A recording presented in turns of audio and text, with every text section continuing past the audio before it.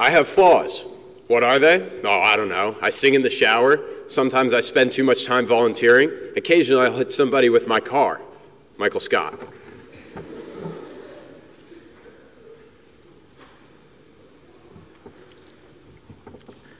I think sometimes in life, the biggest challenges end up being the best things that happen to you. Tom Brady.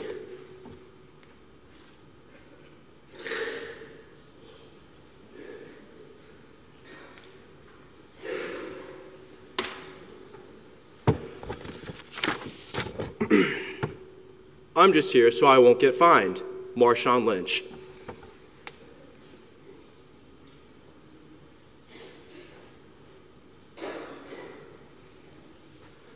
Living in the moment. It's a gift. That's why they call it the present. Ted Lasso.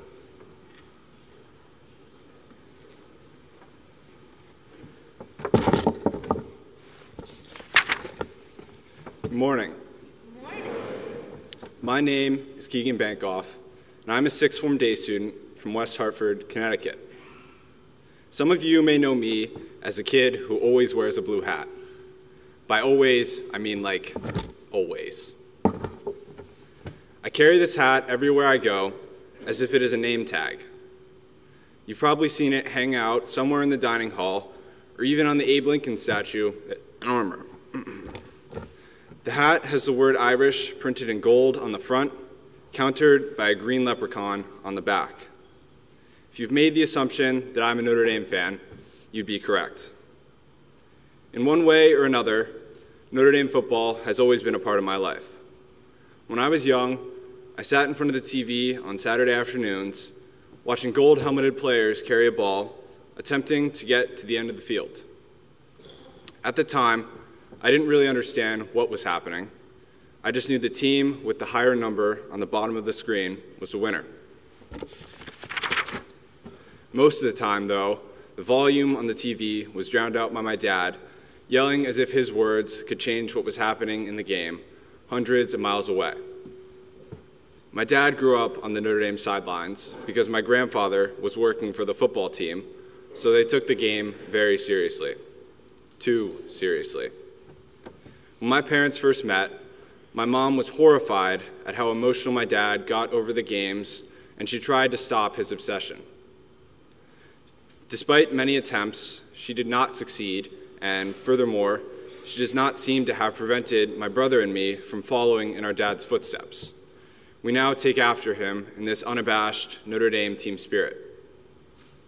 If you were to ask me about Notre Dame football today, I would be able to tell you everything about the team, from game predictions, we're going to beat Ohio State next year, to recruiting classes, currently the best in 2023.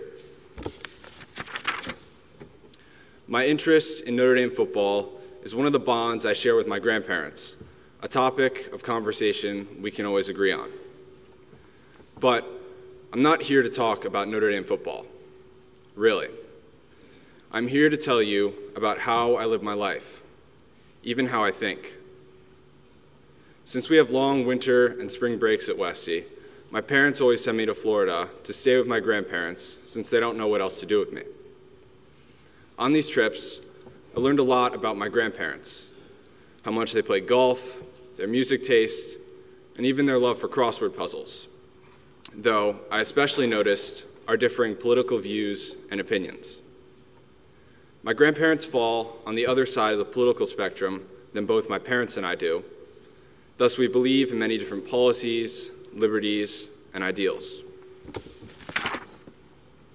During my first stay with my grandparents, it was very difficult for me to understand why they thought the way they did and for what reasons. I would get in arguments with them, growing more aggravated and confused every time we got into political conversations. While I listened to their thoughts, I realized that I, too, had a very one-sided view on politics, and we struggled to find a middle ground. Sometimes, I even got heated and lost my temper. I was struggling to maintain the same level of admiration for my grandparents, and by the end of my first trip, I was very ready to go home. When I did, My parents told me to put our conversations in the past and not mention politics on future visits with them. Still, I felt it was wrong to ignore the issue altogether. Politics were a key discussion point for me. The last thing I wanted was to become closed-minded and defensive when it comes to the topic. Plus, I certainly wanted to maintain a strong relationship with my grandparents. This was something I needed to get through. As freshman year finished and summer began, I again pondered our differences for a while. I love my grandparents and was trying to find a way to understand their differing opinions. At some point, I realized that people are so much more than what they politically believe. Coming to Westy has given me the opportunity to immerse myself in many differing opinions of those around me due to our different backgrounds, different states, even different countries, a benefit we wouldn't have at our local schools. I've also learned to be open-minded and to strive to understand the views and opinions of others, even if I may not always agree with them. Thinking on a broader scale, society often makes assumptions about people based solely on their political beliefs and not about their values as a person. I, too, am guilty of this.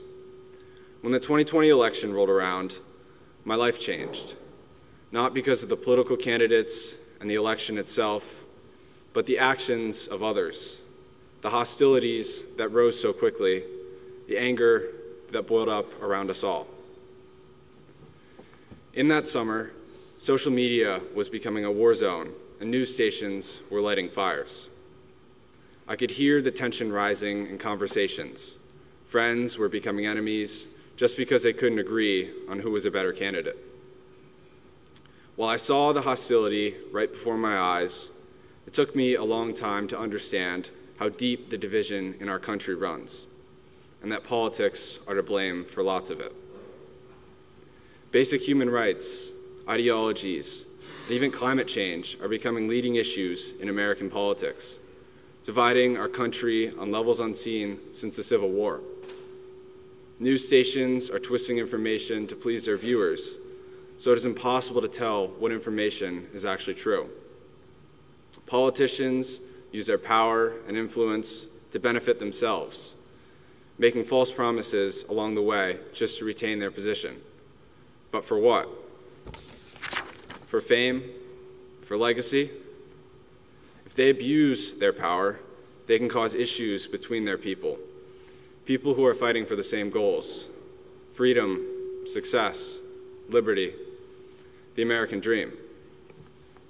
These initial observations made me think about how much our society is based on personal gain, what is in our own best interest rather than those around us.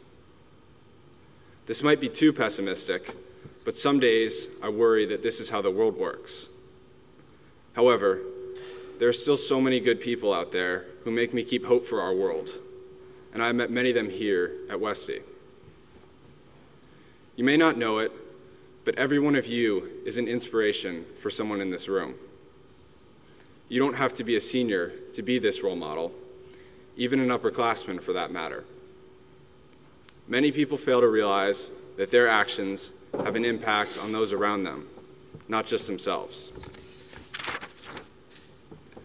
Since the 2020 election, I've reflected on this idea.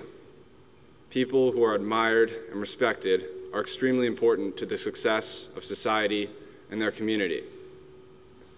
Now, when I visit my grandparents, I have found ways to love them for all that they do for me, to enjoy our common interests, Notre Dame football, and to put aside our differing beliefs.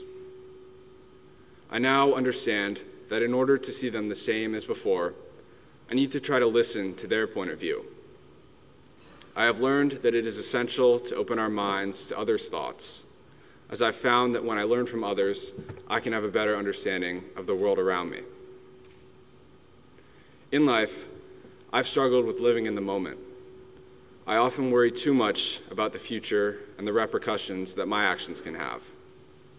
Sometimes this is a good thing, but when it becomes your sole focus, you begin to miss out on those little moments that really shape your life. After listening to stories my peers have shared at this podium about significant experiences in their lives, I've realized how fortunate I am to be in my current position. I want to end this talk by asking you a question. 20 years from now, what are you going to remember about your time at Westminster? What are you going to take away from your experience here? When I began writing this chapel, I was brainstorming talking about the likes of family and water polo, but I realized that I wanted to talk about a topic that would resonate with people. I wanted to talk on a broader scale about something everyone here would be able to relate to in one way or another. Late one night, when I was sifting through the memories of my time on the Hill, the thought came to me, what am I going to tell others about my Westminster experience? In 20 years, you're not going to remember everyone's names, the outcomes of your sports games, or what you ate for dinner every night. You may remember the dining hall chicken, though. You're not going to remember that one test that you failed, or the day you slept through class. What you will remember are the people who helped shape your experience here, the friends, teachers, and coaches who helped you learn more about yourself and what you can accomplish. As I approach my final few weeks on the Hill, and beware, they'll be here before you know it, I've tried to spend more time with the people around me and live in the moment, because you never know when things can change. Thank you.